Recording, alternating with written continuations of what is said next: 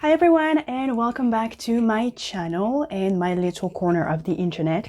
So in today's video, we are going to talk about moving abroad. I'm assuming that's what you're interested in since you've clicked on this video.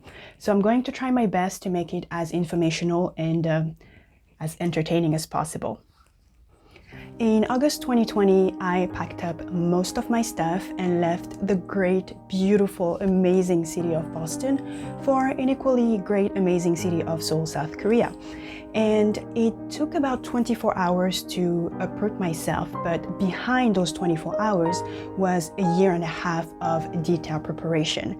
I will most likely do a separate video on that for those of you who would be interested, but today I want to talk to you. Yes, you who are watching this video. Do you dream of starting over in a different city? Do you have a dream city in mind where you would like to move to? And you are probably overwhelmed, you don't know where to begin. Trust me, I know the feeling. Why? Because I had uprooted myself twice. Once from my country to the US, and that was about 16 years ago, and then from the US to South Korea. And also within the US where I lived, I moved to 3 different cities. So trust me when I tell you, I have some advices for you. Let me share with you 5 steps that you can take right now that will bring you clarity and direction so that you can put your plan into concrete actions. The 5th step is actually a game changer, at least it was for me, and I hope people would actually take it more seriously. Number 1, know your why, aka the destination. And you might say, Layla, but that's pretty obvious. Yes, that's why it's number 1, and that's why you need to take this very first step extremely seriously. You need to ask yourself the question, why do I want to move abroad? Why do I want to move to this particular city or this particular country? What's attractive about it? Or am I doing it for work opportunities? Is it out of love? Is it because you want to be closer to family members? Is it because you've always been obsessed with a particular language or a culture and you want to go and check it out? Is it temporary? Is it like a sabbatical, 6 months to a year, or do you want to go there and settle down? Basically, what I'm asking you is, what is your motivation? Why are you doing it?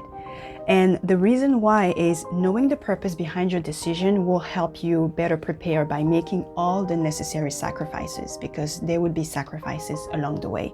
And as they say, if you know where you are, and you know where you're going, aka your destination, it'll be easier for you to prepare a path that's going to take you there. Step number 2, know your what.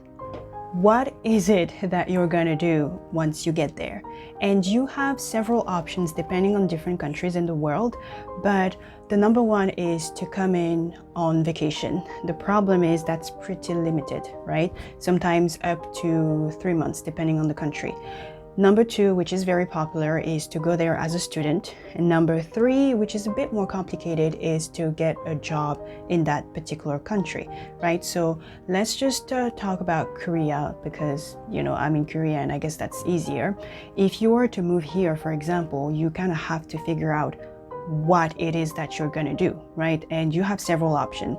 Option number 1, if you are from a certain country and from a certain age, you can come here with a work and holiday visa for like a year, where you can work usually those, not high paying jobs, more like, how would I describe those? Like servers, maybe housekeeper, things like that, where you're not that well paid, but at least it allows you to stay in the country, experience it, and do whatever it is that you want. And while you're here, you can also maybe look for better opportunities.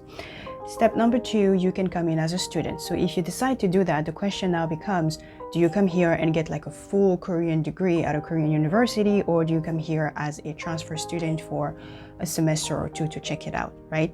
So depending on what you choose, obviously your path and what you would need to do would be completely different, right?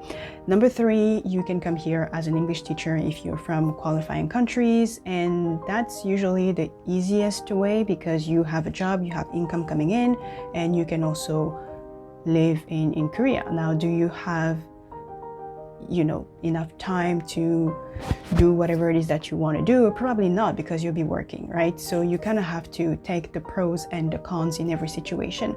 So basically what I'm telling you is, based on what you're going to do here, you would have to prepare accordingly. So you need to think about all your options. Very easy these days to find information on the internet. If you're really motivated, you can definitely search things on the internet and get answers, or you can watch people's video to get more information on it. So that's for step number 2, know your what. Step number 3, know your budget. So now we're getting into my favorite steps, okay? So know your budget. Again, once you know your what, you would have a better idea of how much money you would need. For example, if you come in as a student, or if you come in with a work and holiday visa, you have to keep in mind that you're probably not going to have a lot of money. So the more money you save, the better it is.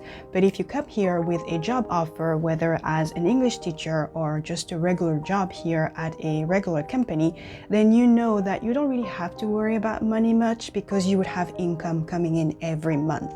So again, based on your situation, after figuring out your why and your what, work on your budget.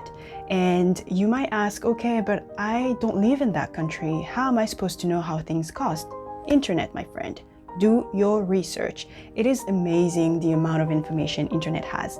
You can Google the cost of living in a particular country. You can also watch videos if you want, but Google is your friend. It'll roughly tell you how much housing cost, transportation cost, how much things cost, how much food cost, and that would allow you to prepare a budget. Okay, you're gonna say, I'm gonna be a student for 6 months. This is probably how much money I'm gonna need. And when you have a number in mind, then while you are in your own country, you can work towards a specific budget, because you have a number in mind. You're not just saving for the sake of saving. You know what it is that you're saving, for what purpose, and how much you need to save. Okay, so let's move on to step number 4. It is to get rid of your consumer debt. Okay, so this is optional, right? But I highly, highly, highly recommend it. Why? Because again, if we go back to you moving to a different country, not having any income in, just your saving to allow you to, I don't want to say survive, but to allow you to live until you figure something out that's going to be better for you, you don't want to be burdened by debt. Okay, because that would require monthly payment. And I'm not necessarily talking about student loans, because I know those are very hard to get rid of, and those usually have a very small amount that you have to pay every month, so that's okay. And besides, if we have to wait until we pay off all our student loans to do anything in life, we're not going to do anything, right? So I'm talking about credit card debt that you have, right, with high interest on them. I would highly advise that you take the time to get rid of those, so that when you are in that different country, you don't have to worry about sending payment every month to take care of that. Now you might say, but if I spend my time getting rid of my debt, I'm not gonna have enough money to save for my trip. And you're right. And guess what? That might actually make your preparation a bit longer. And that's what I did, right?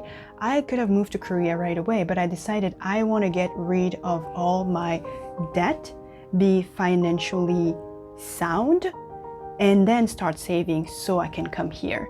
So it just gives me peace of mind. And that is an advice that I would offer you. If you don't want to do that, that's fine. If you're just eager to move abroad, that's fine. But just keep in mind that in your budget that you're doing in the step number 3, you have to account for the money you would have to send home to take care of all those bills that you would have left behind. So keep that in mind. So now we're getting to number 5. Number 5, which I mentioned was my favorite step, and it is work on yourself. It is absolutely important to do that. Okay, so I don't want you to see Korea or any other country you want to move to as an escape, right? So if you have some deep-rooted issues right now, I would highly advise that you deal with them where you are in your own country, and don't think of going abroad as an escape, because those issues are going to be there waiting for you. And the problem is, in that new country, you will probably not have the support system that you have home. So take care of your personal issues first before you do anything else. The other thing also is take personal development very seriously. Think of yourself as a project. Do an assessment of all your shortcomings, all the good things about you, and try to work on making you a better person, because being abroad would require you to be a different version of yourself. You're going to have to be more resilient. You're going to have to be more resourceful. You're going to have to be more independent. You're going to have to be more open-minded, more friendly, because you have to make friends, right? And you're going to also be required to be comfortable in situations that are outside of your comfort zone. And people usually think, oh yeah, that's okay, you know, once I move there or once I'm in that particular situation, I'm gonna be forced to be that way anyway, so I don't have to worry about it. That's not how it works. You need to work on it today. You need to work on it where you are. So whoever you want to be in that new country when you get there, you need to be that person today. Why? Because practice makes perfect. So let me give you a concrete example so you can see what I mean. When you move abroad, there are times, many times, where you have to do things by yourself. And I mean like visiting places, going on small trips, or doing your grocery, whatever. You won't have friends around you all the time or family members. Everything will be done by yourself, right? So if you think, oh, I'm just gonna get here and be forced to do it and I'll be comfortable and fine, not necessarily, right? In your own country, try to do things by yourself. Try to go to a bar by yourself. Try to visit a museum or go to, I don't know, an after hour by yourself and see how it feels and see how you handle it and how you can learn from it, because this would be your reality once you move abroad. So that's what I mean by practice makes perfect. Practice where you are now so that when you get here or get wherever you want to be, it'll feel a bit more natural to you. That's what I did, and trust me, that's what I advise you to do. Work on yourself. So after all of these advices, you have to realize that at the end of the day, actions matter. So you have to walk the talk.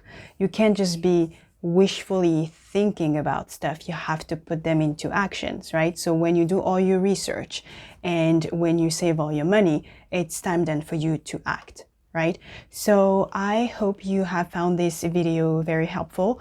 I'm thinking about doing another one where I will talk about my personal journey, how long it took, what I did, how much money I saved, what was my budget, and all that kind of stuff. So if you're interested, definitely, subscribe to the channel.